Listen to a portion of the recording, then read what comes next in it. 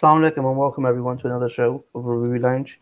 Today we have a special guest in Rajiv, also known as the Black Hat Guy. He's one of the You're right. most prominent figures of the park, and we're also joined by Lady Al Husseini. Welcome to both of you. Nice. Welcome thanks for having me. Thanks for having me on. And me, thank you. Mhm. Rajiv, I'd like to start by asking you, how did you find out about Speaker's Corner, and what made you decide to visit there? Do you know what? It was a weird set. Sorry, bear with me. Sorry about that. Yeah, it was a weird set of events that basically got me going to Speaker's Corner. For me personally, I've always been kind of like not involved in politics, but keeping an eye on the subculture. So Hmm. like I knew when all of this Tommy Robson stuff was coming up back in the day, and I could see it coming from like at least 2 years away, kind of thing. But I always had faith that the British public would basically stand against that kind of hatred because I thought we had moved forward. I thought we had gone past the times where racism was accepted in any form.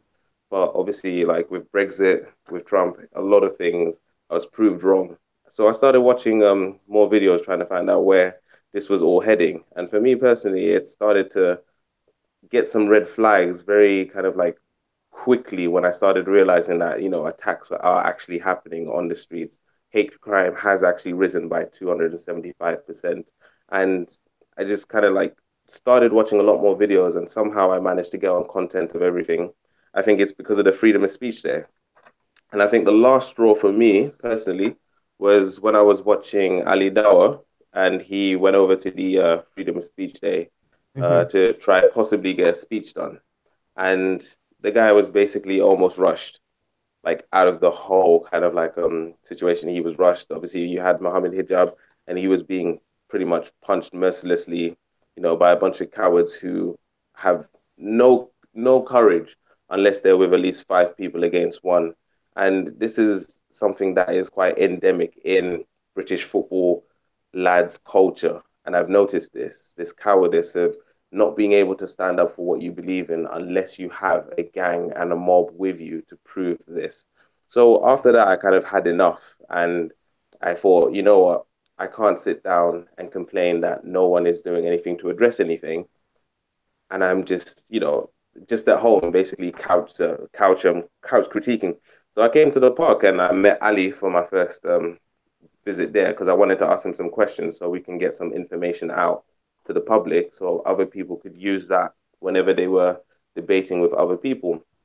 And then after that, I saw the video like 4 weeks later because I didn't actually keep up after that.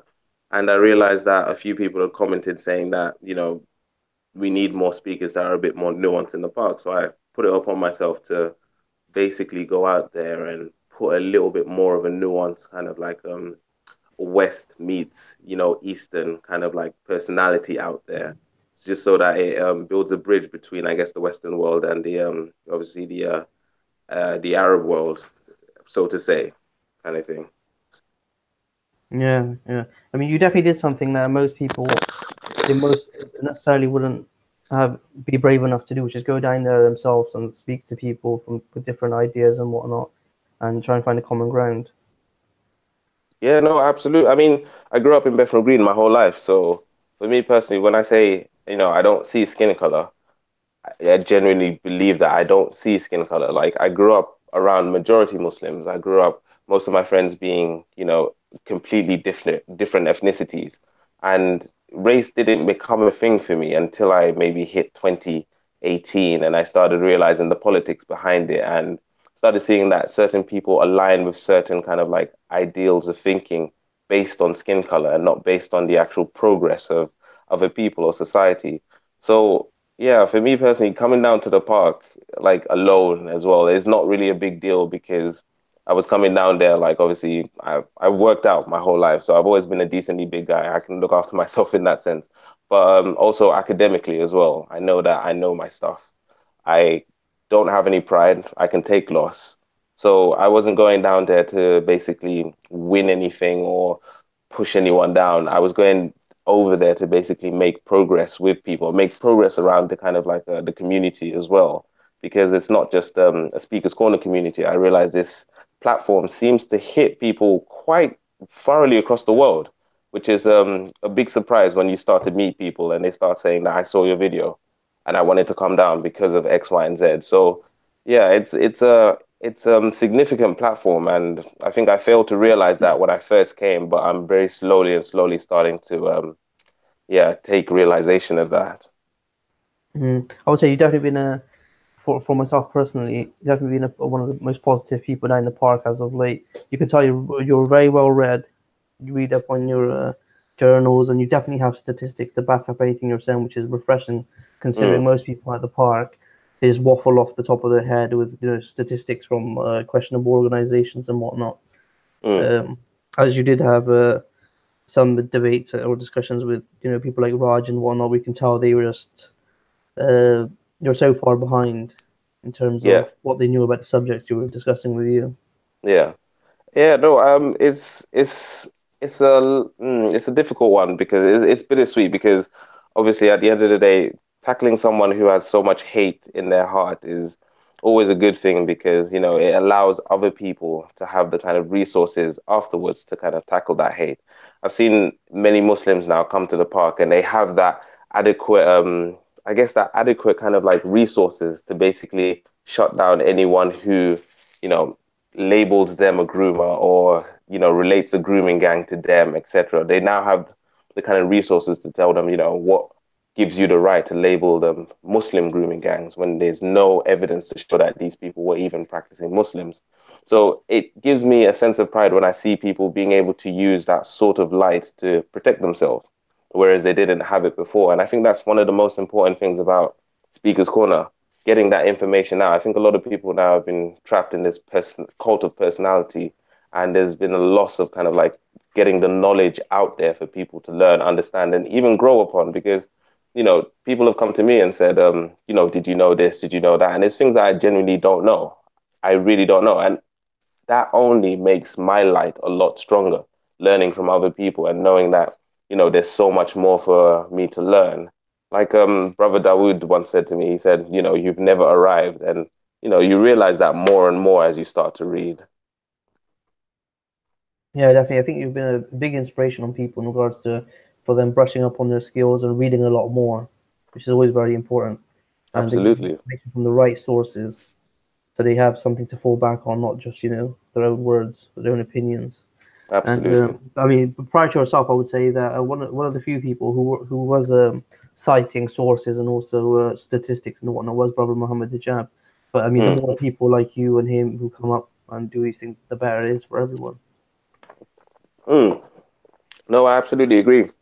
I really enjoyed watching Mo's videos prior because he talked about studies. He talked about I guess, social experiments where, you know, not just his point was being proven, but furthermore showing that this is an example of human behavior.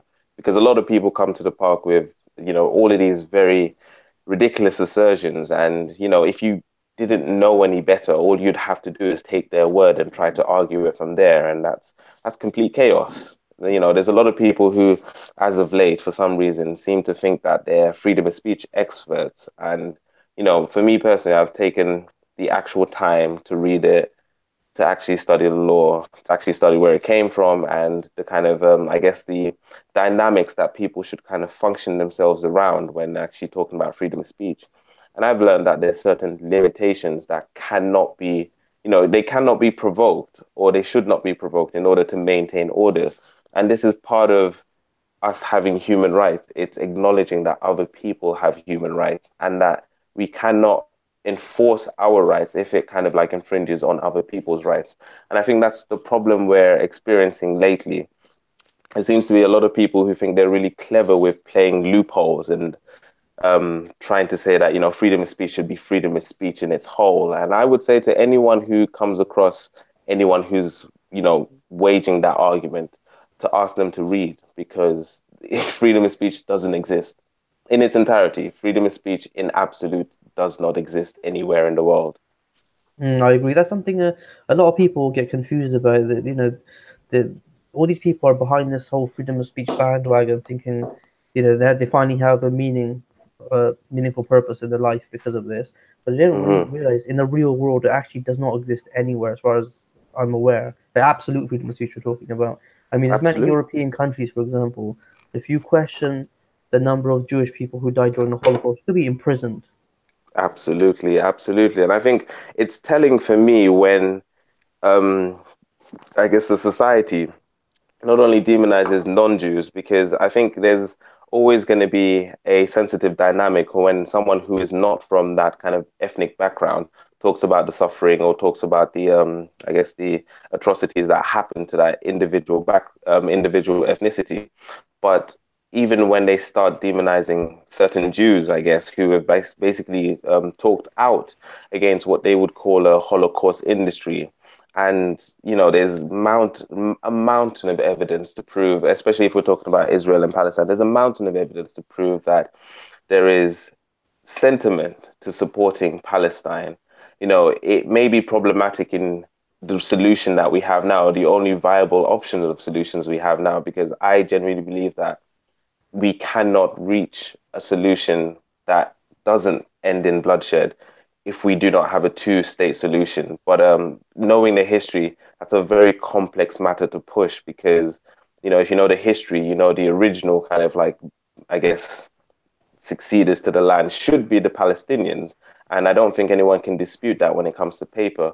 But the only problem is now we've got to such an extent, and everything that has happened is that the opposition, which is Israel, which is not in a derogatory way, they have maintained the power and they have the majority of the power now. So switching that kind of power and influence over to one side so dramatically and so quickly would only result in further kind of like bloodshed, especially when there's so much bad blood. But I think when we talk about that issue, a lot of people come at it from a we versus us kind of point of view. And I'm trying to come from a human life matters point of view. I'm trying to decrease the amount of human collateral damage as possible. So a lot of people do question what is my stance a lot of times, which side am I on? And I'm never on the side. I'm on the side of human life. That is the main thing. Yeah, definitely. I mean, a lot of people they have they've already in their minds they've already took a stance with like one side or another as if it's a sport, but they never look Abs at the nuanced positions and whatnot, and it's quite sad really because it does no, lead to a lot of terrible things. no, absolutely, absolutely. I think ignorance is one of the darkest thing. I'm gonna release a video lately, and it's well recent soon when I get the time. I've been kind of like stuck at work, but I'm gonna release a video, and it's basically playing on this idea of the shamans. I don't know if they have it in the like Arab world, but like in the Native American world, they used to have these people who were called the shamans. And a lot of people have obviously bought into this idea of magic being like Harry Potter spells, everyone shooting each other with their wands, etc. But what the shamans back in the day used to consider as magic is just the ability to almost change the material realm or change people's perceptions or change people's feelings.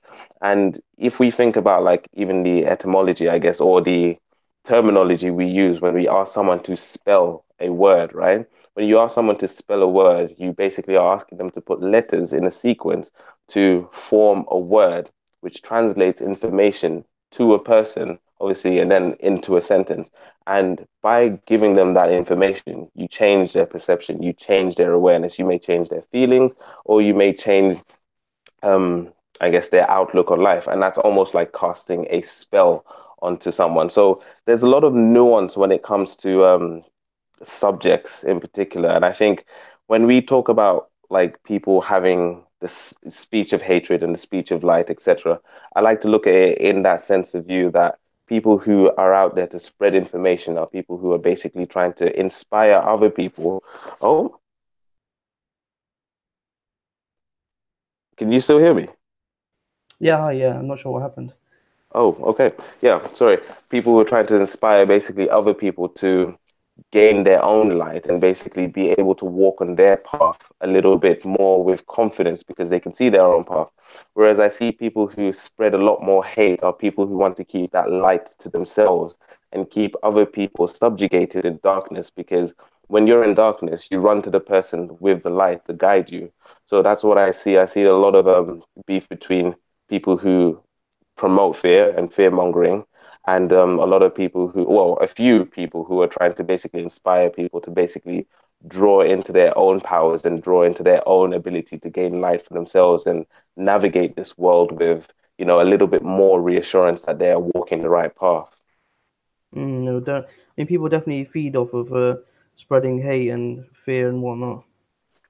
Absolutely, absolutely. I mean, it's a big business. It is an absolutely big business. I mean, obviously rumors are circling around, and I've heard certain people say that they've seen certain people in the park getting paid, and these aren't rumors. These are from reputable sources who wouldn't actually spread rumors like that.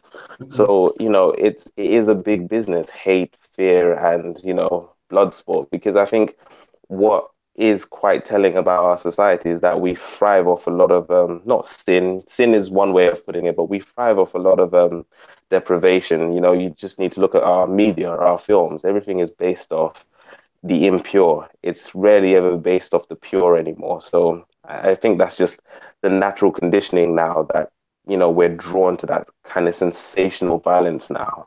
Whether it's to do with dehumanizing people, whether it's try selling products through sexualization of women and whatnot. You're absolutely Yeah, right.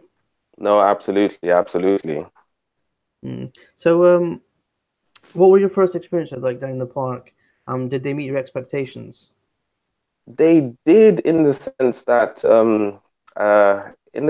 when I first met some of the I guess the bigger speakers, I was very happy to kind of like come to the realization that they wanted a lot better for the park and people out in the world as well. So they had the same mentality of trying to spread a good message and trying to encourage people to look further into themselves, try to find a light and try to find a path that is a little bit more than, go to work, end on Friday, go have a drink, get blind drunk until Monday starts, and then you just repeat. So I felt that a lot of people were on that path, but I just feel like it's all got lost in this cult of personality, unfortunately. Yeah, I think it definitely, a big turning point happened uh, in the park was when Tommy Robinson came down, the whole freedom of speech drama happened, all those thugs came, and from then Mm. on, it's definitely been a different vibe, and it's looking a little different nowadays. Yeah, I think it's difficult for some of the speakers because there's a few people out in the park with agendas, unfortunately. And I think, everyone has an agenda if we want to be semantic about it. Everyone has an Oh agenda, no, yeah, but absolutely. yeah, but I think when we're speaking about agendas, we're talking about, financially backed kind of like Mm. agendas. That's the agendas that people are speaking about. I think coming to the park and wanting to better the world is not an agenda. I think that's a moral obligation. But coming to the park to kind of fuel any kind of like career interest, financial interest, I think that is an agenda, personally, anyway. Mm. Yeah, no doubt, absolutely. So, what is your, just so we know, what is your personal stance on freedom of speech?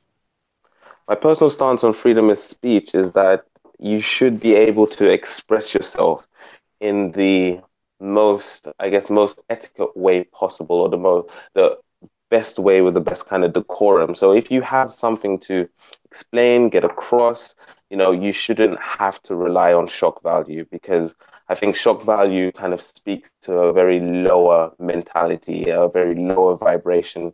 And that's not an offense to anyone who uses shock value, because sometimes shock value is effective. But I think it's one of the most kind of like juvenile tactics to do when you don't basically have any arguments. I think we see this as well in children who won't get any attention from their parents or are not necessarily being catered to. They'll scream, they'll punch, they'll, throw fits, and then they become very disruptive. They become very kind of like I guess a problem. So when I see a lot of people throwing out these arguments about you shouldn't be offended because someone said this. You should be a man. You should be man enough to take it. I just think to myself, you don't really understand what kind of world you're dreaming for here. Like, this is a very dangerous slope, because it only takes, someone to go to someone's relative and give someone expletive news, and then that person will change their minds. So I think a lot of people are very dishonest when it comes to freedom of speech and what their limitations of freedom of speech is, because oftentimes this is proven when this freedom of speech infringes on their human rights, and then they start to realize, oh, you know what, this is a little bit too far. So I think it's difficult to feel sympathy for people like that because they don't really demonstrate empathy towards other people. Absolutely. Just to be crystal clear, so where do you draw the line for freedom of speech? Like, Where what do I would you draw the? not do? Ooh, for me personally, I try my best not to offend, and that I mean that with every ounce of my being. I've always been an introvert, so being confrontational is not something that I thrive upon. So when you see me getting confrontational, or if you ever see me getting confrontational, that should signal to you that I've pretty much lost all patience. And being through what I've been through, like I've learned patience is sometimes not even an option, it's the only choice. So when we talk about freedom of speech and what my limitations are, is I try my best not to offend someone, especially when I'm trying to, I guess, change their mind. And I think one of the biggest indications of this is when I first had a debate with Miss Mohammed Hijab, and I thought it was probably one of my better videos. I think a lot of people seem to miss this one because everyone loves the drama, but it's the only video where I'm actually critiquing Islam Mm, because in contrary to what everyone would think, I do have a lot of, not even a lot to be honest, but the few kind of like examples where I would critique certain practices that certain, not even within Islam, but certain Muslims do, and I see this quite commonly. But I don't think I'm given that opportunity because everyone is so fixed on beating Islam to the ground that I automatically feel like I have to be that defensive figure for people who I pretty much spent most of my life growing up with. So I think yeah, when I was talking to Mohammed Hijab, we were talking about, I think, Islam versus kind of feminism. It had that kind of feel to it because I put myself as a liberal leftist or a lefty, as people would say. And a lot of what being a leftist is about learning other people's cultures before you even have the cheek to critique. It's about giving them the respect that we don't fully understand the person until we've walked in their shoes. And only until we've walked in their shoes can we actually kind of like give any constructive feedback. As always, in general, it's important to, I would say it's important to learn about what you're about to talk about, though you sound silly when you bring up points like, why do you believe this? Why do your people do this? Because then they don't know the difference between whether it's a cultural issue or it is a religious issue. And Absolutely. they're doing a blame game. And then when No, a learned person like yourself or Brother Muhammad Hijab comes along with his statistics and whatnot, then the person yeah. ends up looking silly. No, absolutely, absolutely. And I think as well, it shows a level of respect, and someone is a little bit more inclined to take your opinion a little bit more seriously when they realize that this person has actually taken the time to not only accept my culture, but have a look into it, study it, learn it. And, you know, this feedback can only be something that he or she has noticed from that kind of like, I guess that perspective of looking into another person or walking into another person's shoes. Now, I think where a lot of people in speakers corner have a problem is that, of course, I want to use the term Islamophobe, but I understand that a lot of people would, label me off as someone who's just trying to shut down conversations. So I'll have to be a bit more diplomatic about it. But I see a lot of people who come very, very offensive about Islam. So they come from a very kind of like need to attack point of view. And when you question a lot of these people as to why they even feel like they need to critique Islam in a way that they have in Christianity or Judaism, two religions that are more closer to the Western world than Islam is, they have no answer. And this is where I draw a lot of people's hypocrisies on and make them realize that, they've just come to the park and this is why people call them Islamophobes, because they only have one invested interest of critiquing one religion. So it's one of those things where walking in someone's shoes shows that you've taken the time to actually observe a person and show that you care for them and anything that you're trying to say is basically out of respect or trying to better them, kind of thing. Mm. I mean, what makes it worse is when those critics are from those religions you mentioned. You see a lot of, like, for example, Christians say X, Y, and Z about Islam, and then when someone points out that, hold on, the same thing is in your own doctrine. Absolutely. Makes No, it crazy. absolutely. I've So people really I need to do sorry, go homework on. before they. People really need to do homework before they come with these issues. That's the thing. I think one of the biggest things about, well, one of my biggest realizations about Speaker's Corner is that there's a lot of people who have come across intelligence, but I think people who have the wisdom to use intelligence or have the wisdom to understand intelligence and get that across, that they're very few, they're a handful of people. Because I feel I've come across people who do have knowledge, but they don't understand how to use it.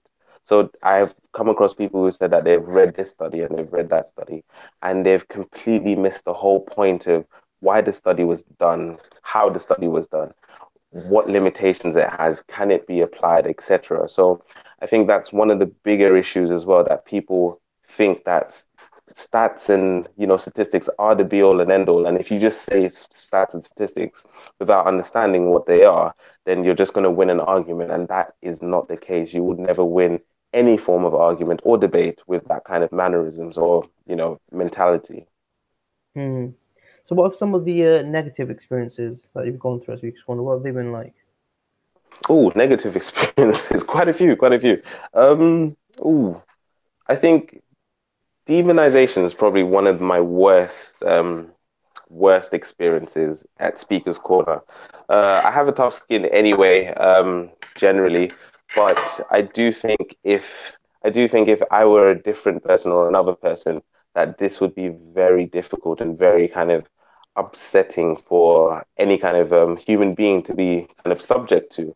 I think when you often challenge people's ideas and you come at it from a very calm, collective, critical point of view, and people realize that they're one, not willing to do the work, or two, just can't argue with the point. They take it a little bit more personally, and it becomes I guess, a war of personalities, which is a bit ironic because I try my hardest not to get involved in that.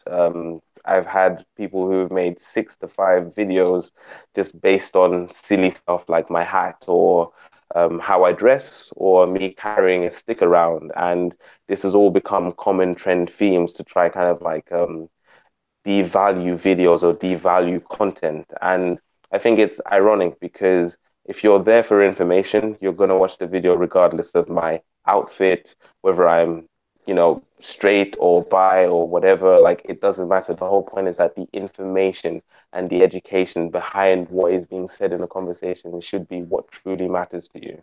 Mm. That's definitely a tactic. I'm sure people have noticed where when they can't challenge what you're saying, your opinions, the research you've done on a subject, then they'll drop to attacking you personally, like you say, talk about your hat, talk about your clothes, your stick, and whatever else.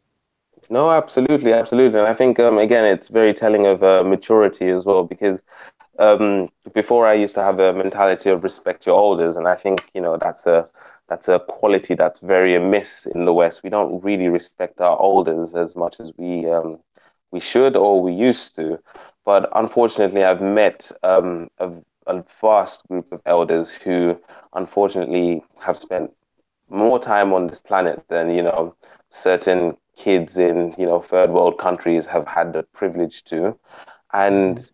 and they haven't gathered the amount of wisdom that should really come with so many years living on this planet. You if you're past your 40s, you should have some level of patience, some level of understanding towards education, towards people, and towards social interactions.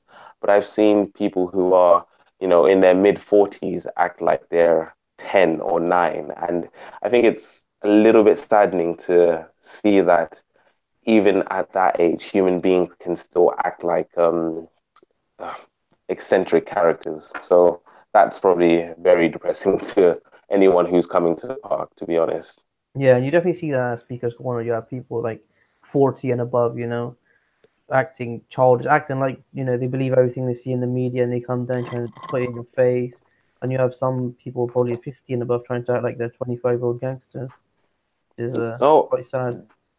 yeah, no, absolutely. And I think one of the biggest examples of this is when we had the I believe the Martin Sellner speech. I don't know if that's his name, but the speech that Tommy Robson basically came to speak out. And I'm watching this video and just thinking, these are all middle-aged, working class British men, like who have nothing better to do on a Sunday than to go to the park and possibly bully a bunch of minorities. It just boggles my mind thinking that, at that age, it's no offense to Speaker's Corner, but that at that age, I don't think I'll be attending Speaker's Corner as thoroughly as I am now. I'm a little bit younger, so I have a little bit more time to spare, a little bit more energy, and no kids and no family at the moment. But, with the best of luck, hopefully I will have a kid, kids, a family, and I won't have the time to waste to come down to, you know, argue with teenagers and kids. But there seems to be this very immature movement at the moment of far right wings and I don't know what labels they're putting upon themselves, free speeches or whatever, who really have nothing better to do with their time. Yeah, no doubt. I mean, I often wonder how people can go. Not only do they attend Speaker's Corner, but they then also go home and then talk about subjects which they aren't even a part of. They hate these topics that they talk about. It makes you wonder how much time do they spend away from their wife and their kids and do this. I mean, you could spend that time towards educating your children, but instead just spending it Absolute. uh, promoting hate towards a certain minority. No, absolutely, absolutely. And I think that's very worrying. If you've got to that age and you've got that kind of angst and that kind of anger in your heart, I think there's a little bit more going on there than just political ideologies and, hate towards a certain group of people because of X, Y, and Z. And I think just to be a bit more direct about what I'm referring to, especially with this, I guess, the grooming cases, that is probably one of the biggest sellers of Speaker's Corner at the moment.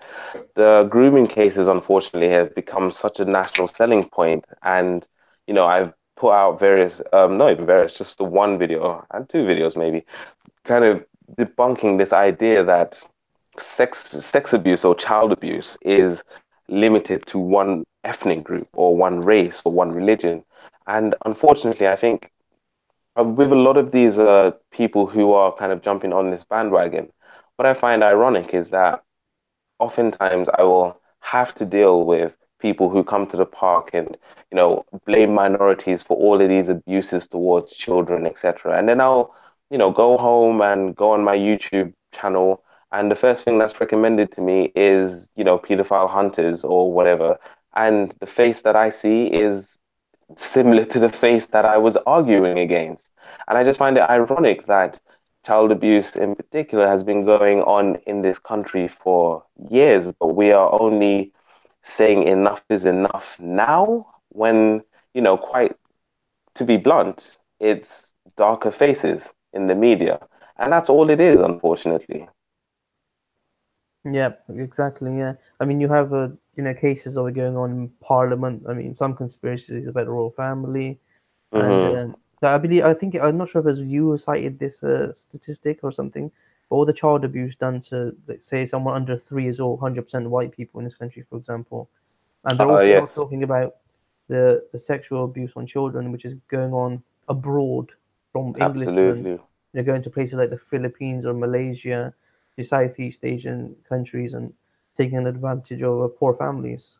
And No, even absolutely. they're putting that disgusting, horrible footage on the dark web and they're streaming it live and selling it to members in Europe. No, absolutely. And I mean, I guess with the conspiracy, I try to nowadays, I used to love conspiracy theories, but I tried to stay away from them because I'm trying to be a bit more factual and a bit more credible with my speech. But there'd be no doubt that there's cover-ups within higher circles because, pedophilia is just one of those topics that we don't really want to discuss because it shocks us so much, even when we're just trying to reduce the amount of abuse that's going on. And I think when we talk about the abuse that's going on nationwide, like this is abuse that I've been researching for a little while, because when you kind of have to deal with this very kind of feminist culture, you get to, I guess you get to the nitty grits of like abuse, because that's one of their main selling points about the abuse of women and the abuse of children. So when you learn the kind of history behind it and you learn the actual statistics behind it, the kind of idea that people are trying to push forward now that it's only one group is a childish argument. Unfortunately, it just to be frank, it is a very stupid argument. Like, I try not to call people stupid, but it's a very stupid argument in the sense that for a long while, like you, I think you just quoted the statistics, and the statistic is not necessarily that all pedophiles are 100% middle-aged white men. It's just that basically the images that were found, or all the images that have been found, um, I'm guessing to that specific investigation group, all of the images found there were 100% middle-aged Caucasian males. And, people can put that down to the fact that this is a majority Western country. So the idea is that, of course, the majority of the offenders are going to be Caucasian. But I think my only problem with that is that no one was kind of demonizing Caucasian men when this was happening, or when this was just public knowledge, or when this was common ground, common knowledge. No one was demonizing Caucasian men or asking the white community what they're going to do about, white people abusing white victims, etc. And this is before we even get into the parenting, because I think that's one of the biggest subjects that people don't want to talk about. But I'm going to be bringing with full force to anyone that has anything to say about the grooming cases, because the parents have a lot to answer for not being there. And I guess if you were in a circumstance where you couldn't necessarily afford or had better habits to look after a kid, why did you have a kid in the first place? And I think that's one conversation that the British public needs to have. But just to further elaborate how, the lack of demonization is not even mirrored, you just stated the example of these British sex tourists who do go abroad. And it's not just to have sex with, the grown, legal age women, it's to have sex with the children of these poor families who can't really afford anything. So they feel very comfortable with prostituting out their children.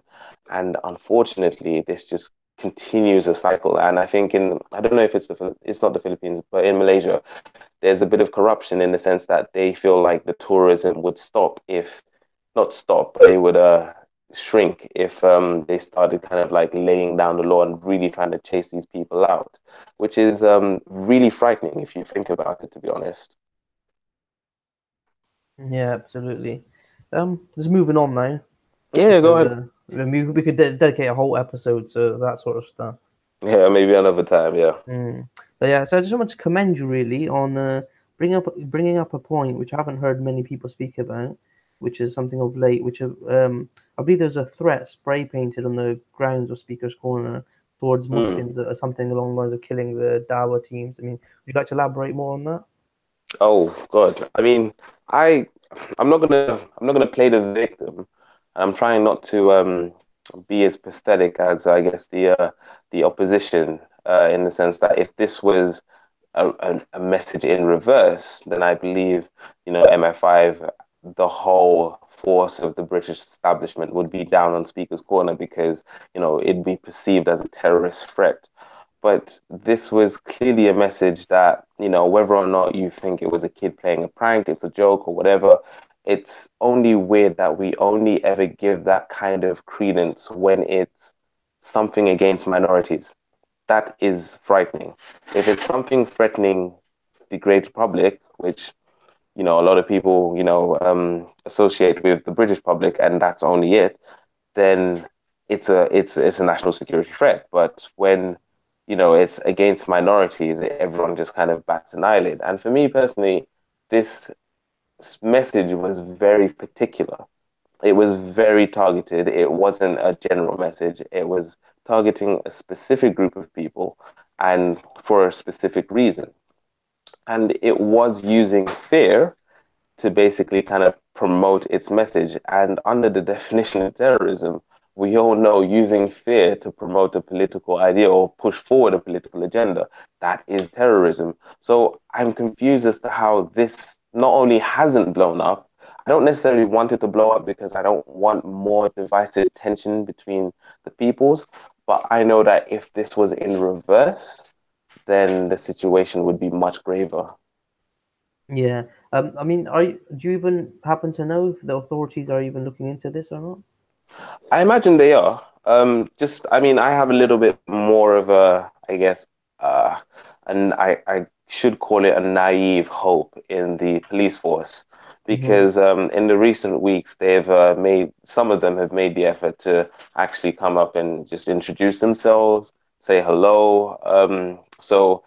We've had conversations as well. And what becomes very clear to me is that, like anyone who works an actual job, these are people who just want to come to shift and they want to go home to their families. I think we don't give the police enough credit sometimes. I understand that I guess the practice that they apply can be very selective at times, but I don't think we give enough credit to the police officers who may not necessarily want a difficult shift ahead, especially when you look at you look at a bigger picture. They're just babysitting people and grown adults in a park who should be able to conduct themselves with a lot better etiquette and a lot better decorum. So a lot of them just want to go home, and some of them just want to go home to their families. But when you hear stories such as police officers who are answering a 911 call and then get stabbed, you realize these are people who are not going to go home to their family members. These police are people as well. And I think we need to take that into consideration when talking about these issues, because I think sometimes it becomes very appealing to have a us versus them mentality, us versus the Hmm. establishment mentality, when sometimes the establishment is the only way we can get certain things done. Like, i.e., I would, with the whole situation with the manifesto and whatever lately, I would have encouraged a lot more people to write their grievances to the authorities because clearly that is the only way that they are then kind of like initiated to basically take further action. If there's no reports, then they don't really have anything to go off. And this is physical reports. This is not just going to them and saying something. This is actually writing in paper, a simple email saying that this kind of practice is causing a lot of tensions and I can see it leading to X, Y, and Z. So when it comes down to whether or not the police are doing anything about it, I have no doubt that the police have 100% flagged that as an incident where, they need to keep a little bit more of an eye on the corner. As to whether it's taken priority, I would question because, we already know that our police service is having their fundings cut. So, it's already hard enough for them to deal with the greater London issues like the stabbings, the drug problems, the murder rates and etc. So I think we need to be a bit more realistic. When these things do happen, I would blame the media quicker than I would blame the police force in terms of picking this up, to be honest. Yeah, but I mean, I would like to say there's people who do have a them and us attitude towards the police. Mm, They burn up differently to me. So I mean, I can imagine being in their shoes and having to deal with the police in the way that they have every day. I mean, for me personally, I judge everyone as on an individual basis. But for mm, people who've had such a bad experience with the law on a mm. daily basis, Yeah. I can also see where they're coming from.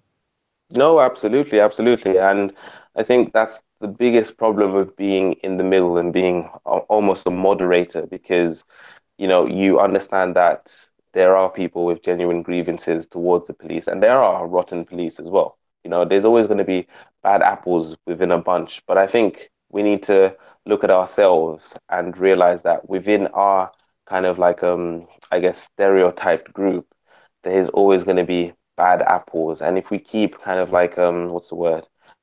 I guess stereotyping and generalizing everyone to those bad apples, then we'll all end up like the EDL. So I try to be a little bit more, um, forgiving when it comes to anyone, not just the police, just anyone in the park. And I'll always try to have a conversation with them. So if I could encourage people, I would say just have a little bit more of a personal relationship with the police at Speaker's Corner.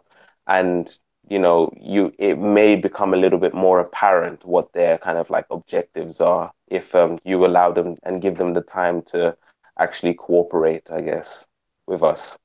Yeah, I just want to point out the hypocrisy in terms of that threatening message which was spray painted on the ground.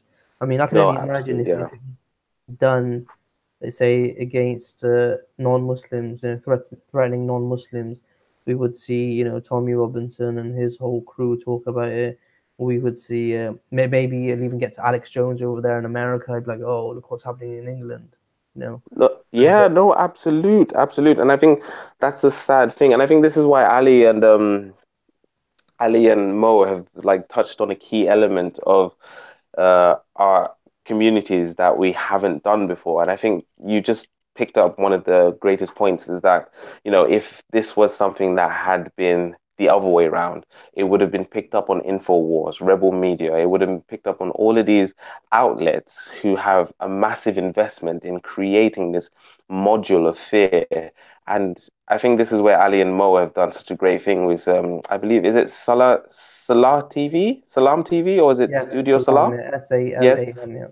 Yes, perfect. Yeah, no, I think they've done an absolutely amazing job because now they have the ability to counter narratives, especially narratives that are wrong. Because when you give someone free rein to have all of the conversation and have all of the speaking platform, and there's no one to counter it, then people will always take it as truth.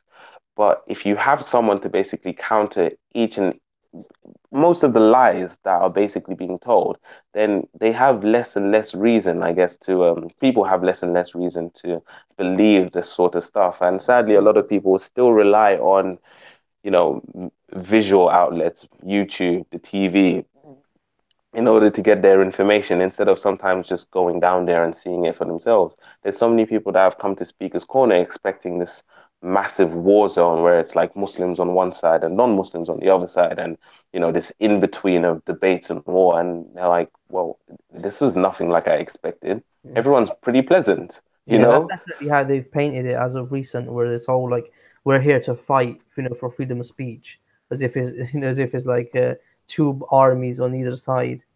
No, absolute. Yeah. And I think, again, I fail to understand the mentality that some of these people have in the sense that with a lot of these, um, I'm using the EDL too thoroughly. I should use someone like the FLA as well, just to broaden my kind of like um, generalization of these groups.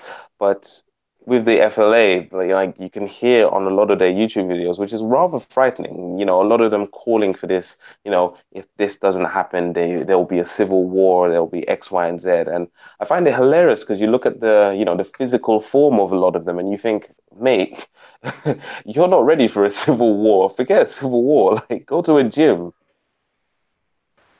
Yeah. Yeah. So I want to ask you about your experiences in dealing with Raj and your discussions with him.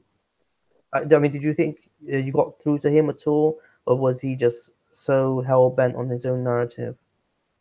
Oh, Raj is a difficult character. Um, I don't like to I guess I don't like to kind of like bring people's mental well-being into situations because I feel like that's a very personal issue that no one should ever really kind of like get involved in unless you're close to the I person, just want to, etc. before you go further, in Yeah. regard to mental well-being, I just want to point out that I have heard from several sources that, or people that say that he professes to have autism.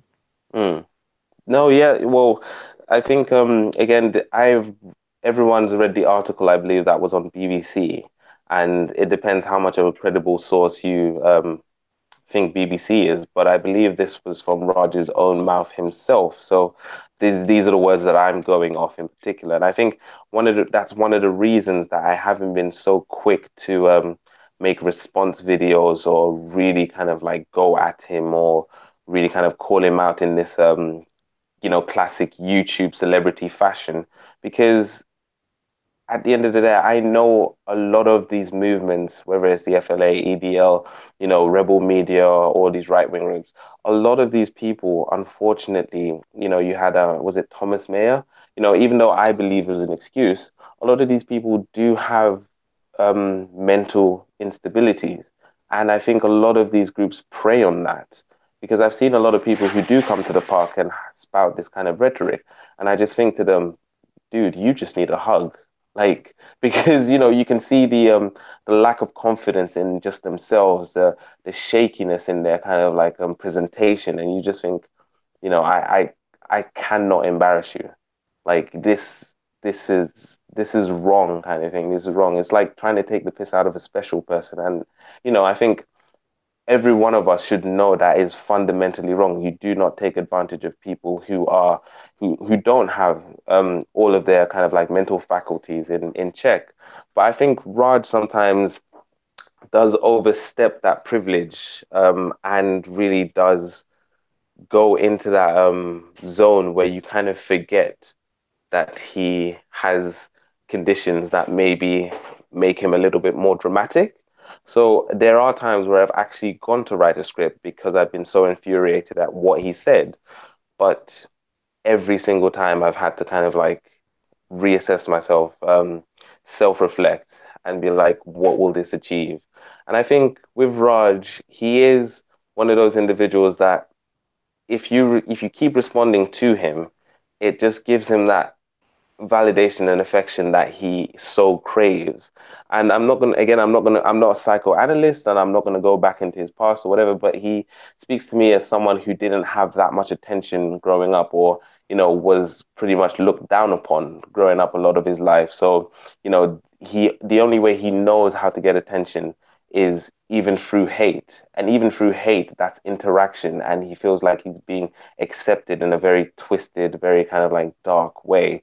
And I feel like if people I took, would go as far as to say that he has been accepted by all yeah, those, the far right, the hooligan, the thugs, and even some members of his own community. I mean, if you look at the people, that he hangs around with at the park, and the people who join him on his live streams, and even by looking at the people who they make moderator for their yeah, shows, and you look at the moderator's hateful comments in every video, yeah, it shows you the type of characters these people are, that they have, no, that absolutely, they yeah, have no morals or ethics and whatnot.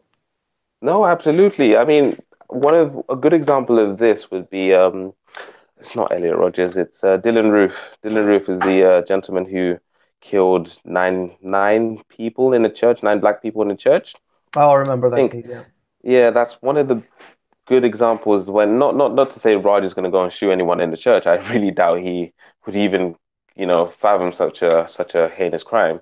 But it's one of those things where he had so much hate and so much what's the word, disdain for black people when he had not really properly met them. I believe his best friend was black, but he had not kind of like molded within communities that were black. But because he was very kind of like what's the word? Very outcasted, he kind of got into this crew of subculture people on the internet who all harbor very ill feelings because of their inadequacies. And, oftentimes minorities, because they are the easiest targets, tend to be the kind of like, what's the word, the outlets for these people's frustrations. So it's very telling because when he got to the church, he reported, I believe, I'm almost certain, he reported saying that he changed his mind on various like occasions while he was in the church because he kind of realized like these are genuinely nice people. How can I do this? How can I do this? Like, but obviously in the end he kind of went ahead with it because I believe the attachment towards his new family was a lot stronger than his humanity, unfortunately. So I think when you see Raj, uh, kind of in talking to all of the people on his Facebook, talking to his moderators, I think you need to understand that again, these are people giving him something that he's never been able to get in the material world, in the physical world. Like, this is all internet affection. This is all internet acceptance. This is all internet kind of based reality. This is nothing to do with the real world. So I think Raj is trapped in his own kind of prison where, unfortunately, he has a family on the internet. And if he comes to the park and learns something new, i.e., when I taught him about the grooming gangs, he refuses to change his stance, mainly because he knows that if he changes his stance, he has to change his whole character and his whole basic approach towards certain people. And that's not what his internet family, i.e., most of the racists and most of the EDL and most of the FLA and all of these we want to take Britain back again people, this is not what they're going to accept. And I think, did you by any chance watch the podcast between James Goddard and Tan yesterday? Yeah, I actually watched a little bit of that before we started the show. Yeah. Yeah, so I think that's great context to draw parallels on where when someone basically divorces themselves from the narrative and the kind of storytelling of certain groups, they all basically want to exile them. They want them executed. They want them banned. They want all kinds of stuff done to them. So I found it miles just hilarious because I think James is one of the most hilarious characters I've ever seen come to the corner. I've never met someone who is so ignorant, so stupid, and so I just wish the guy gets sober. I really hope in the future he will get sober. But he spent so much time kind of defending Tan during his speech at the corner yesterday, while Tan Mm. was saying all of these the usual egregious nonsense. And he went to do a podcast with Tan to basically kind of reaffirm his actions and say that we're going to do this next week, we're going to carry on. And to his demise, Tan, being the rabid dog he is, They Tan all broke basically, up. yeah, absolutely. He turned on them and he said, I want to question Tommy on his mortgage fraud, and I want to question him as to why he did what he did to Lucy. Now, Mm. as soon as James heard that, you could see the switch in his face. And it was almost like a deer in headlights. He was like, my God, what do I do? Do I cut out now? If I cut out now, it'll be obvious. Let me try to like damage control this. And it was one of the most hilarious things to watch. It was just pure gold. It was pure gold. Mm. And if you actually look at the So reason why they got upset over Tan saying these things was basically because he absolutely, said, their deity, Tommy Robinson, he should be transparent with his financial information. absolutely, And that's absolutely, James Goddard and the other gentleman who followed after Tan got off. absolutely, absolutely. And I think the one of the most funniest things was when Tan left and they were kind of consoling with each other, almost kind of like giving each other like the little high school girl hugs and it'll be okay kind of thing when they realize like we have fucked up here, like this is terrible, this is Mm. absolutely terrible. I think when Tan left and they were basically discussing the whole thing, they were like, I thought he was okay, I thought he was, I'm like, and then he tried to basically twist it around and turn it into a what's the word, concern for minorities, saying that, what, Tan, I can't stand with you because you say all of this stuff about black people. You just think, no, no, stop it. Mm. Stop it. You've had 2 weeks, 2 months. You've had so long to call out his nonsense, and you knew exactly what this gentleman was about. You could have questioned him before this. Don't act now as if you care about what he's saying. Freedom of speech to these people is freedom of speech when they choose it, which is why at the beginning of the show, like we mentioned, freedom of speech doesn't exist. And especially in the minds of these people who call themselves free speech absolutists, it doesn't exist. Mm. And I often want, I would like someone to mention this to these people that, if you want to be about absolute freedom of speech and whatnot, why don't you start by taking away laws which imprison people for their freedom of speech, for saying things that the government does not want them to say, before you go on and tell other people, hey, let us say X, Y, and Z. Why not get these Abs- laws retracted? That's Absolutely, that would be the starting point, absolutely. in my opinion. No, I think again that's one of this is where knowledge really plays a massive part in any conversation that you should have, because one of the conversations I had, I believe, not last week, it was the week before. It was again about the freedom of speech, and I was basically kind of educating everyone on the kind of, I guess, the limitations and the guidelines that have been drawn up for us to conduct ourselves when we are speaking to each other about controversial subjects. And one of the biggest revelations for me was that when I questioned all of these people, what they were doing about the blasphemy laws, not even the blasphemy laws that are in this, in Saudi or Malaysia. I believe it's Malaysia that has blasphemy laws.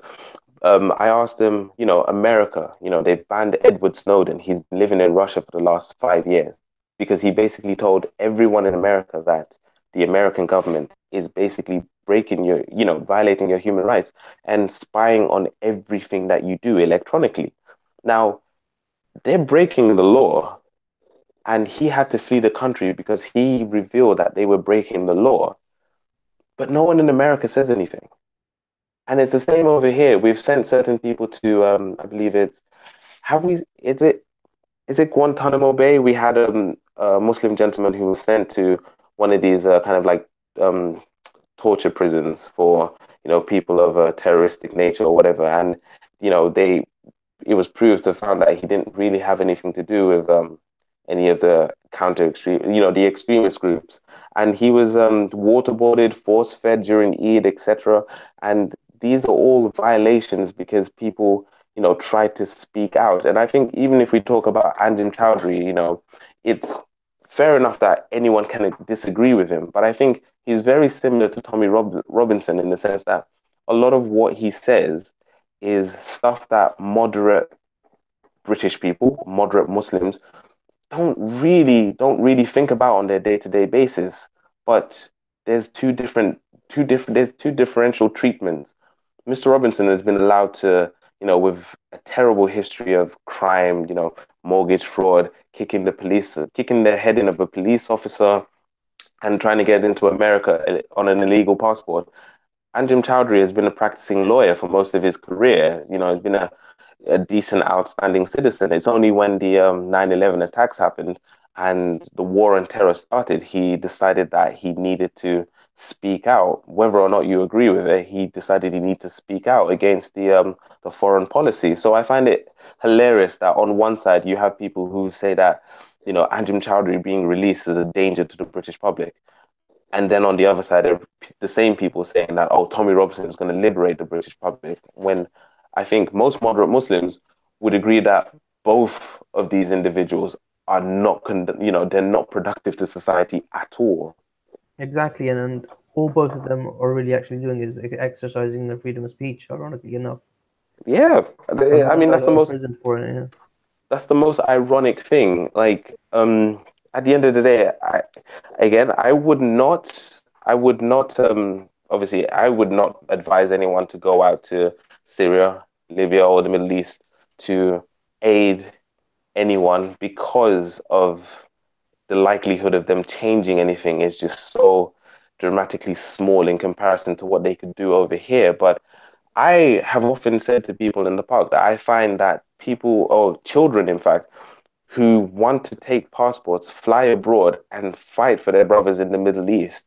Like, that's more courage than a lot of people in the UK would even espouse. And the fact that you live in the UK and you have so much privilege, you can wake up tomorrow knowing that your house is not going to have a bomb dropped in it, your family will not be taken into, torture prison the next day or whatever.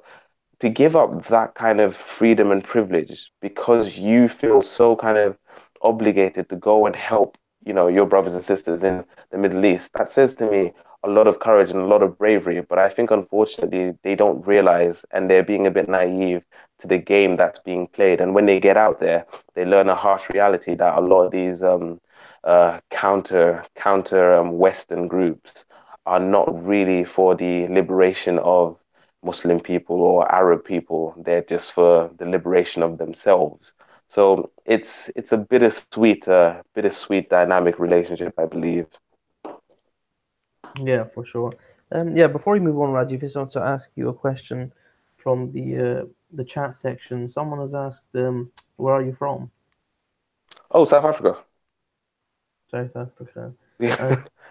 And they're also asking if you can elaborate on your name. How did you get the name Rajiv? Oh, for the love of God, I don't know. I don't know. No, I really wish I had an answer for this one because when I was working in Tesco for a little while doing training, um, I had a lot of international workers. It was Naked Raw, so a lot of international workers lived where I was basically serving, and they'd often come in and they'd be like, "Yo, bro, like, whose badge have you taken? That's not your badge." And I'd be like, "That is my badge," and they're like, "It's an Indian name." I'm like, "Yep, I know." So please don't ask me for as to why my parents gave me this name. I've asked them, and they just don't give me an answer at all. But it is what it is. I've always loved my name. Yeah, yeah. No, nothing wrong with that. So, can you tell us a bit more about your upbringing and when did you move to the UK? And were you in a religious household or? Oh yeah, I moved to the UK, I believe, when I was 3. So that was from South Africa when I was 3. My dad is actually Congolese, so I should mention that because a lot of people get picky when I don't mention that my father is Congolese. But I was born in South Africa and my mom is South African, so hence why I often first go to the South African before anything else. But I moved here when I was 3. I first lived in Lewisham, so that's like South London, and then moved to East London. So hence why I'm very versed with being and very comfortable being around the Muslim brothers because it's basically where I grew up. Yeah, so you grew up in a multicultural sort of place. Pretty much, yeah, pretty much. Have you been back to South Africa? No, it's way too expensive. I mean, I do you keep up wish. with the news there and anything? Say that again? Keep up with any of the news there? I do ish only as of recently because of this whole kind of speaking point of the white genocide, but for the most part, I have to embarrassingly admit that I'm terrible for keeping up with my own country's politics. Mm. I mean, do you have any opinions regarding that, the farmer situation? I think again, I find it hilarious because not the situation in general. I believe obviously any kind of a loss of life is absolutely atrocious, but I think the use of it by other people to kind of drive forward a narrative is rather hilarious when, these are the same people when you bring to them the atrocities that are happening in the Middle East, the atrocities that have happened in the Americas with the Native American genocide, the genocide that has happened in Australia, the genocide that's currently happening in the Congo. All of these numbers that are, they dwarf the number of African, Boer African farmers who are basically killed as an economic crime. I just find it hilarious because these are the same people who basically say, yeah, well, shit happens. Basically, just for lack of better terms, bad stuff happens. So when I hear this whole kind of like South Africa white genocide, they want to get rid of the whites, unfortunately. I When I did look into it, I obviously found out that was not the case. The case was that um you have a lot of poverty in a country, and a lot of the times the farmlands are easy pickings for these criminals to basically attack.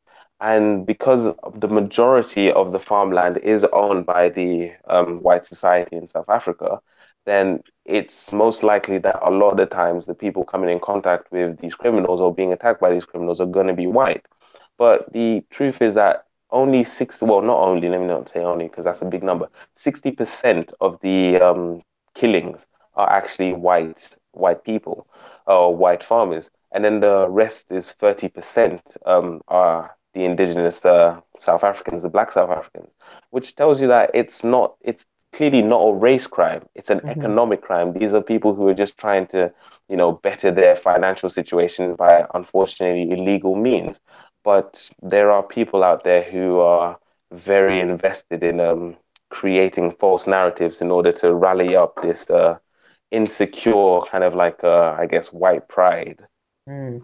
So you see the usual preachers of hate, always looking at the situation as if it's just black and white and no grey areas. Yeah, no, absolutely. And I think it's only when it comes to them being the victims that they want to see it in black and white. But when it's them being the perpetrators, they want everyone to focus solely on the in-between gray area, which is why sometimes I have to really take anything that white nationalists say or white supremacists say with a pinch of salt, because I know it's not coming from a healthy place, unfortunately. I'm not sure if you're aware, but also the same people are talking about this being a white genocide in South Africa. These are the exact same people who talk about Muslims colonizing Europe. So you have like Rebel Oh, Media, Alex Jones, that blonde lady who recently got banned from the UK as well, the one who interviewed Florence, Our Speaker's Corner. Florence Um, Southern, I believe. yeah, and many of those same type of characters. Oh, yes. Well, the funniest thing is that I used to actually not follow them, but I knew of them. And originally, when I first started getting into politics, I'm sorry, is there an echo by any chance? It's fine. It's fine. Perfect. When I originally got into politics, or just kind of like these subgenre on the internet of politics. I actually was listening to a few of these people, and I actually noticed when it started taking a very kind of like racial um, turn, I guess. And yeah, I quickly jumped off like as soon as I saw that kind of thing, and I started calling them out. Not only to their faces, but not to their faces, but online. And I then started to realize the game that was being played when I would get responses to certain questions, and the responses would just stop after they basically realized that they had no arguments. So, in terms of the colonization of Europe, how much do you know? Um, Colonization of what they're talking about in terms of Muslims colonizing Europe. Do you mean? Yes. Not much other than that's what they talk about, but I'm aware of the percentage of Muslims in the UK, I believe, is only what 4 to 5%. Maybe in Mm, France it's a bit higher, but yeah. it's absolutely nothing what they talk about. I mean, it's not colonization No. whatsoever. Not in Mm, the slightest. No, not in exactly. the slightest. I think it's very difficult for any kind of like minority to take these arguments seriously when, these are arguments coming from former colonizers. So it's comic relief sometimes to hear these speaking points, thinking that, well, it wasn't a problem 50 years ago.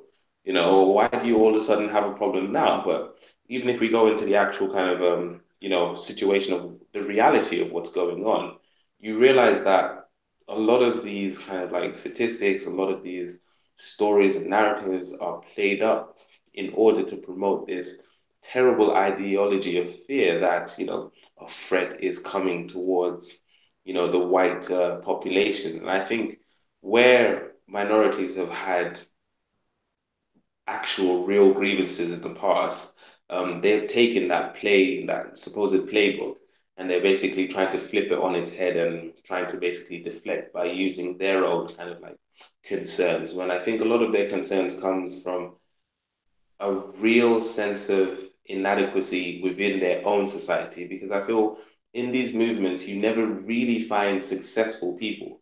It's often people who are living very mundane lives with no achievements, no accomplishments, no kind of, I guess, no pride in themselves, but they take a very massive enjoyment in collective pride in saying that, the white society built this, the Western society did this, and the Western society did that. Not, I contributed this or I contributed that as a Westerner or whatever. So I believe it's a lot of people who have nothing to offer, unfortunately, realizing that the only way that they can feel proud about themselves is if they rally around this kind of idea of being white and this false narrative and false historical narrative of what the white man has basically brought to X, Y, and Z civilization, unfortunately. And a lot of people have bought into that. Yeah, exactly. I mean, you see examples of that in the park when they come and they push this narrative, and you have individuals like yourself who completely school them on it, and they don't like it, and they might shout, get a little red in the face, and get a little aggressive. I mean, I seen one of your videos recently. I believe it's an Irish gentleman. I mean, I'm not Mm, very good with accents, and he's usually someone who I've seen who seems okay. And I saw you talking to him, and you were completely normal as you always are, cool, calm, and collected. But for some reason, he kept saying that you were antagonizing him or being a bit aggressive or controversial, and I just didn't see that at all. No, absolutely. I think again, it's I'm never. It's hard because I never want to throw blanket statements out there because I have no grievances towards any race. You know, I'm multiculturalist. I grew up multicultural. I've seen what multiculturalism does for people, and it's fantastic. Like, you know, it encourages you to be 10 times better because, you know, when you see, you know, achievements coming from every corner of the planet, you realize that you really aren't special because of your skin color. You're special because of how much you put in yourself, kind of thing, as a person. So when I do have debates with certain people at the corner, I do realize there's a lot of people who are still struggling with their own self-identity. So oftentimes when I'm having debates with classically what you would call Caucasian or white people in particular, there is this version of history that they have been fed, which, you know, we've all been fed. It's just the kind of history of the European. But I guess, in defense of our school system in the UK, the only history that they should really be obligated to teach us is UK history because this is their country.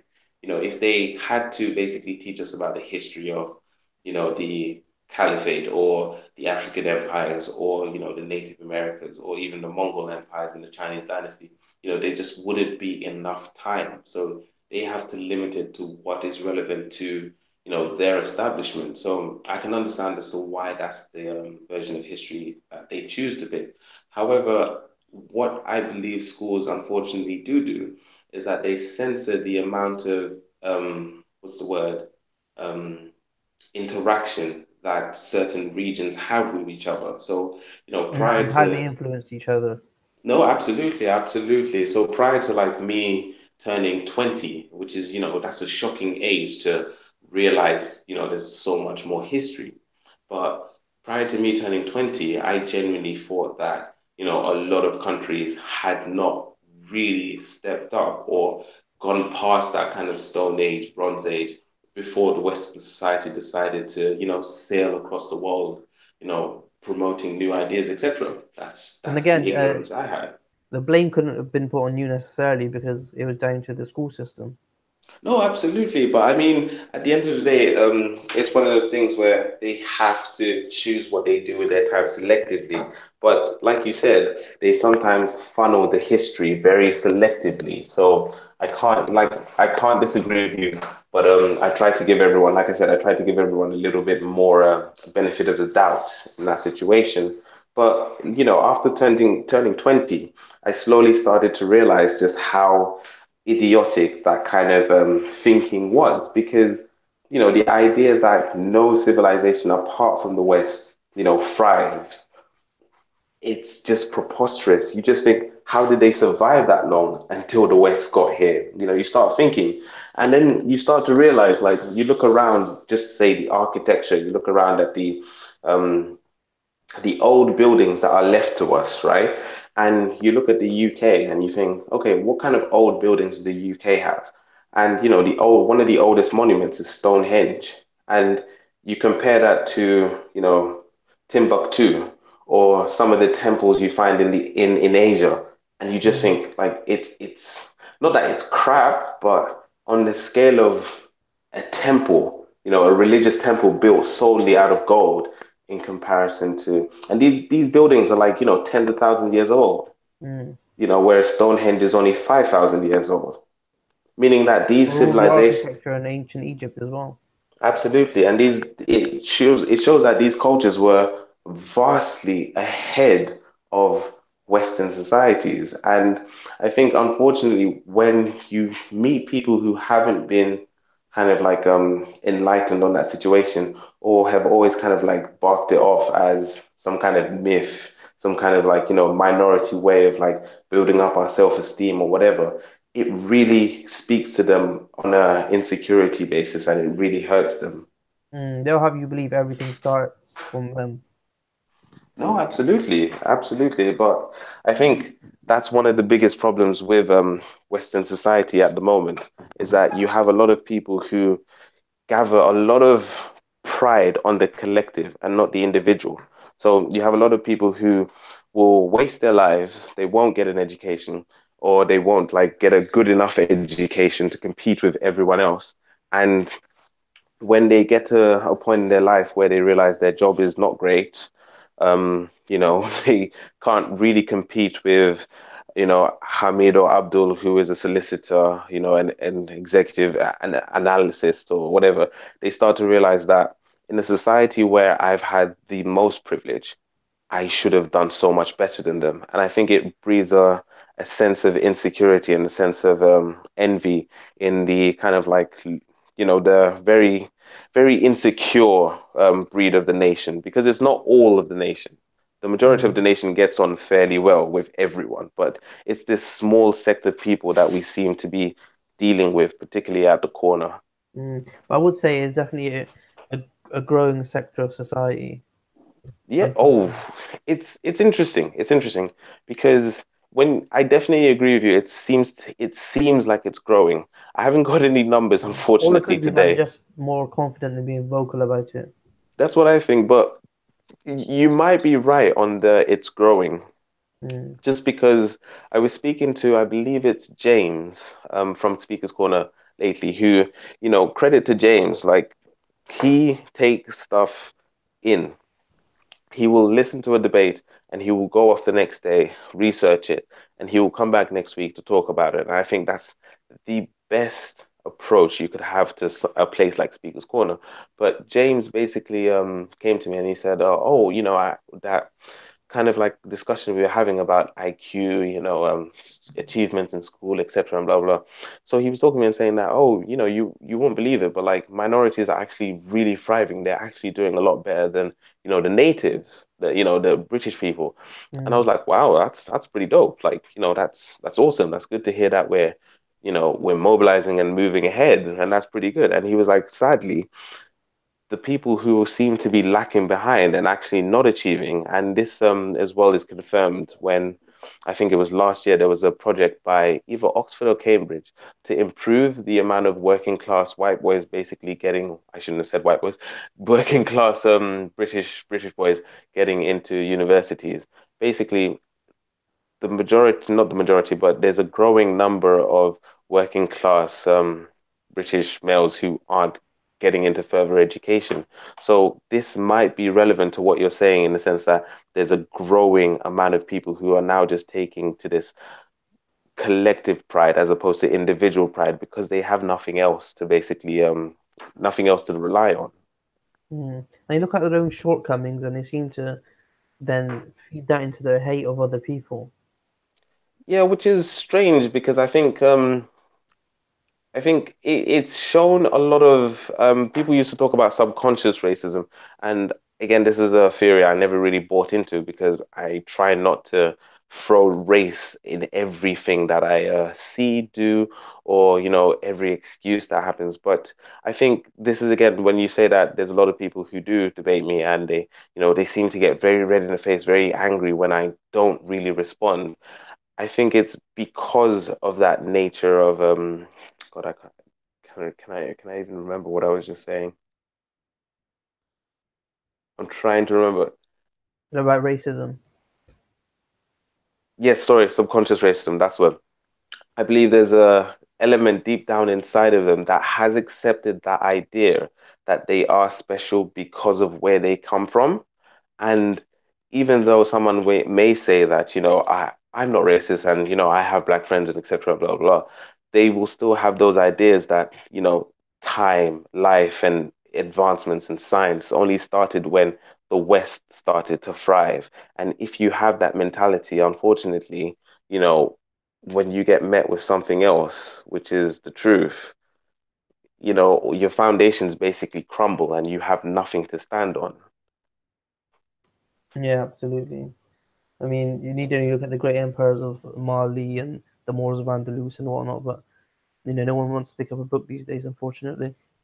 Yeah, but I think it's again, it's a good thing because when industries within, say, the Africa in general, or Asian industries start to take a little bit more of interest in just establishing their own histories, this will be content and information that has been untouched, meaning that there will be various movies that African societies can make to further the African knowledge or the African richness of history and Asia as well. And then when you combine the two, you can make and the historians as well. When we combine the historians, you'll be able to make films that show the interaction and the benefits of being together, kind of thing.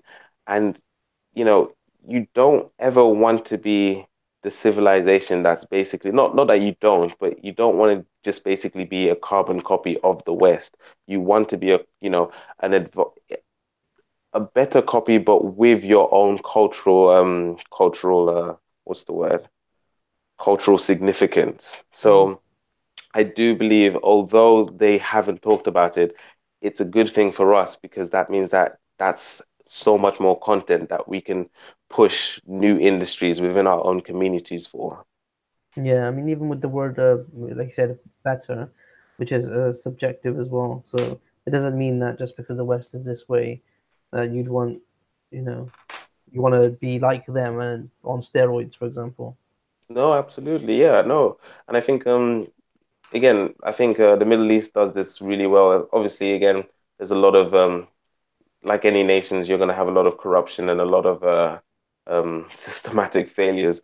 But the Middle East is very, we used to see adverts, we used to see programs basically labeling the Middle East a sand desert, a tune, like Yeah. no one wants to go there.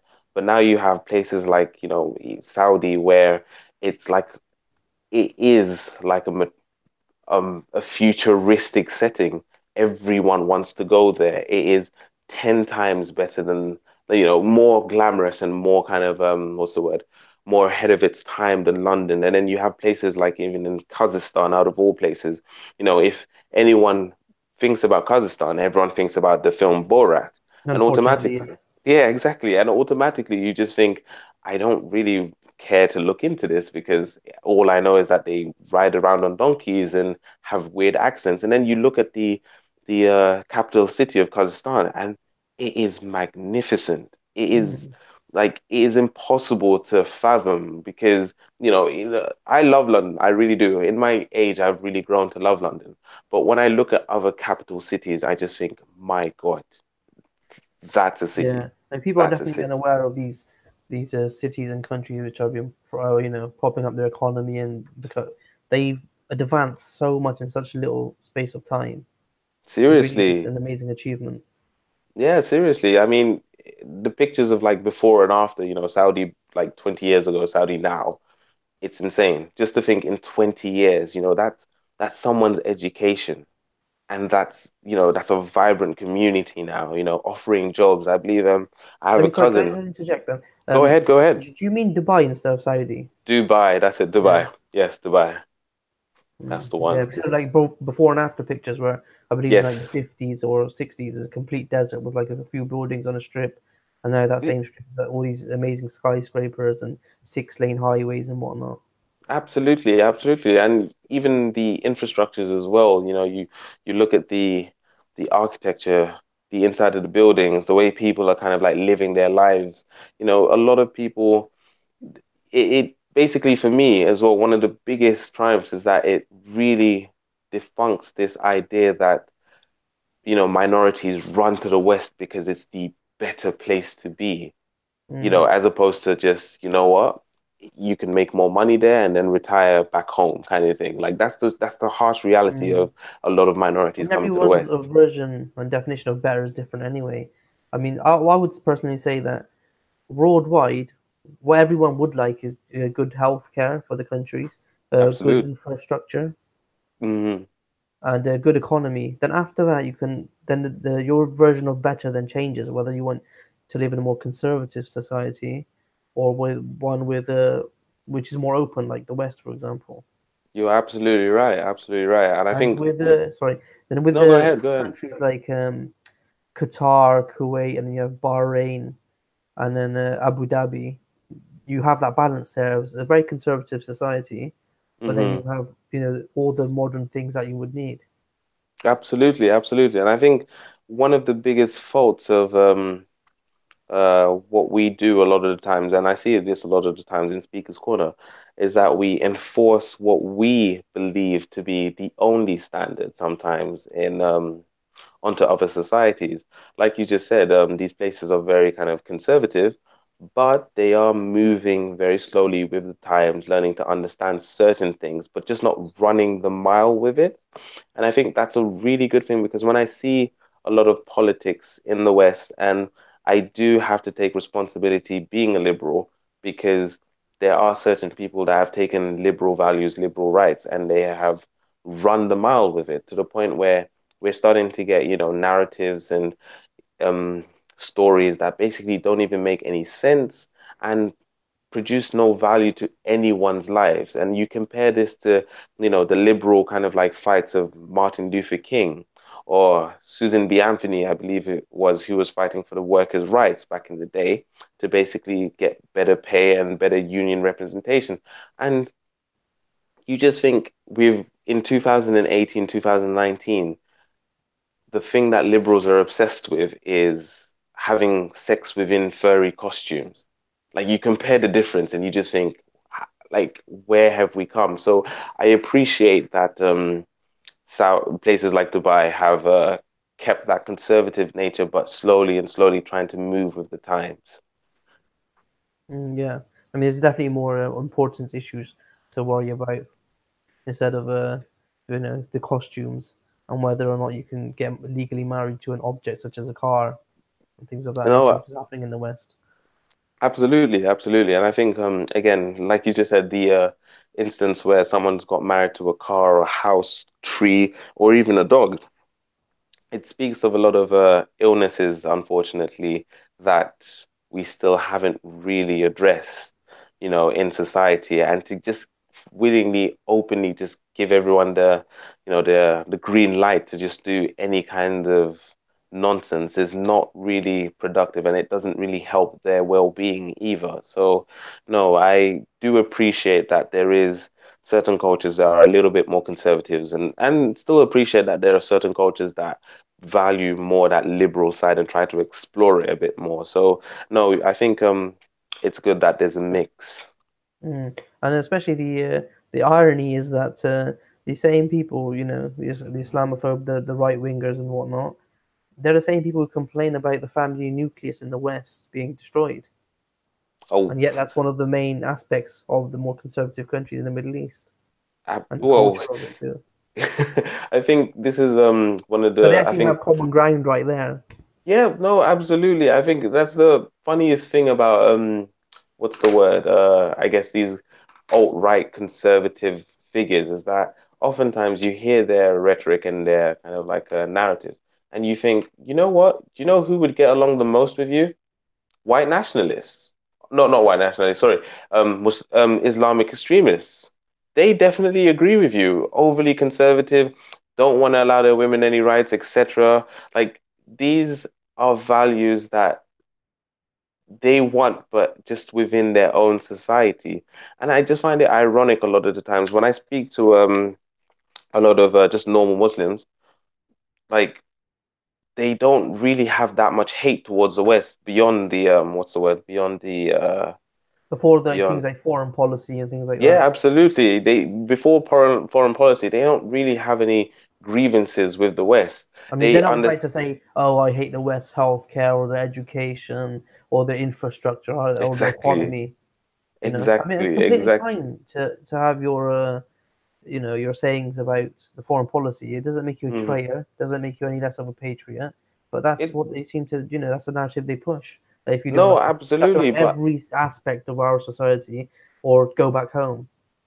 oh yeah, unfortunately, that is the biggest play on words is not play on words. I guess the biggest answer every time when someone can't really win an argument, oh, if you don't really like it, then go back home. Doesn't really solve the problem, however. I think the gentleman from Speaker's Corner, I can't remember his name for the life of me.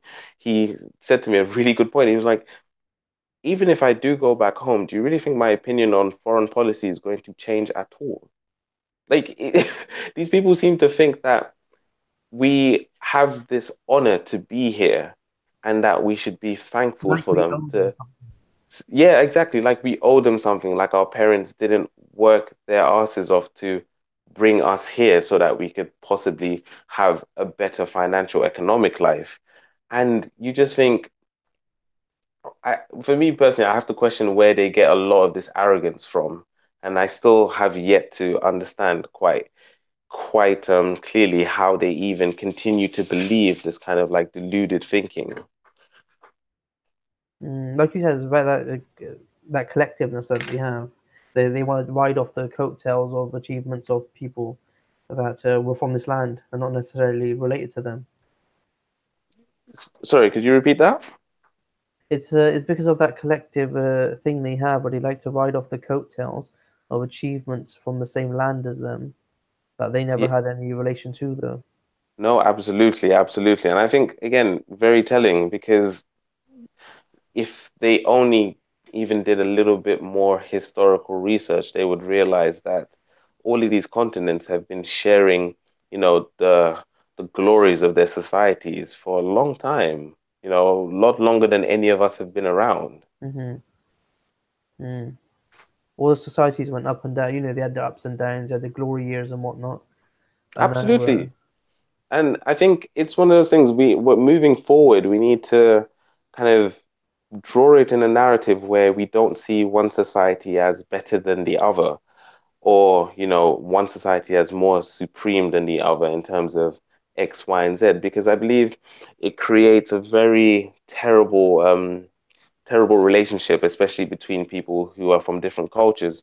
Because I believe when I have these debates with people and I basically tell them about their history in comparison to other people's history, they often do respond in the sense that, "Oh, so do you think you're better than me?" And I tell them, I I don't think a teacher a teacher who teaches their student thinks that they're better than their student.